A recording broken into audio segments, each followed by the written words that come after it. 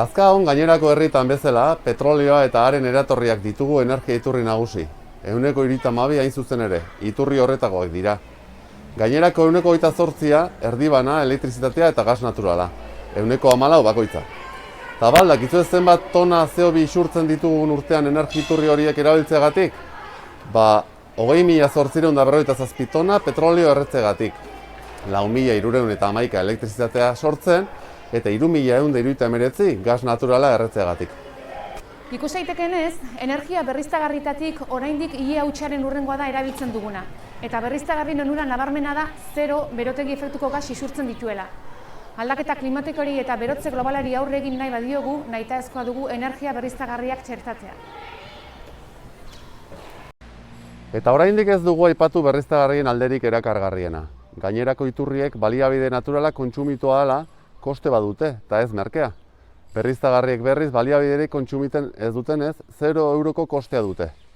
Naturarentzat ona eta guretzat ere ona. Hori horrela, EH Bilduk gertutik jarraitzen ditu energia mota horiek txertatzeko egiten ari diren ahaleginak. Eta Lazkauko udalean ere eginak ditugu proposamen zehatzak aurrekontuak lantzeko garaian. Orain, are landuago dakargu gure egitasmoa, udalak lehenbailen ekin diezaion energia iturrien erronkari. Itsasondoko udalak ekin dion bidetik ekitea proposatzen diogu gure herrikoari. Autokontsumorako elektrizitatea ekoiztetik eta energia komunitateak sortzetik.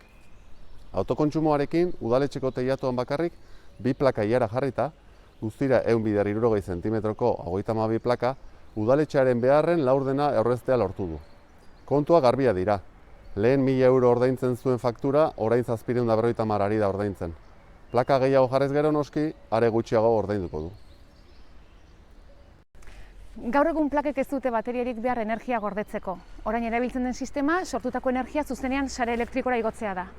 Hori bai, zukiko duzun energia hori ez dizu kobratzen elektrizitate hornitzaileak.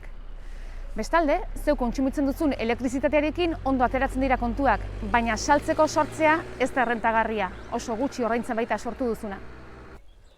Zein da orduan gakoa? Behar duzu baino energia gehiago ez sortzea. Beraz, udaletxe batek, asteburuan sortzen duen elektrizitatea bera kontsumitzen ez duenez, sareak aterako dio etekina. Ekonomikoki errentagarria izan dadin, udalaren beste instalazio batzuetan erabiltzea litzateke onena, adibidez kiroldegian. Udalak nora erabili garbi dago, eta herritarrek? Herritarrentzat beste tresna interesgarri bat dago eskura, energia sortzaile eta kontsumitzaile komunitateak. 500 metroko diametroko zirkulo baten barruan dauden erabiltzaileek, izan bizilagun soil, enpresa txiki, saltoki edo ostalaritzako establezimendu sar daiteke komunitate batean.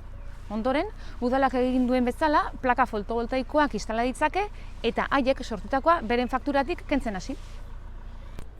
Kontsumitzaile komunitateak sortzeko, herritarrak informatzea eta komunitate pilotu batzuk sustatzea proposatzen diogu udalari.